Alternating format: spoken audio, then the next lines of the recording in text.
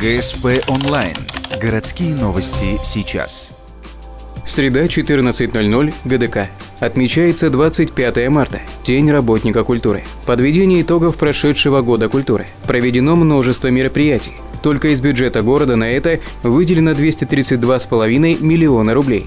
Как считает начальник управления культуры, одним из приоритетных направлений в 2014 году было развитие межнациональной политики. Потому что то количество национально-культурных автономий, то количество многообразия национальностей, которые проживают на территории муниципального образования, оно подчеркивает вот эти теплые, хорошие, гостеприимные отношения.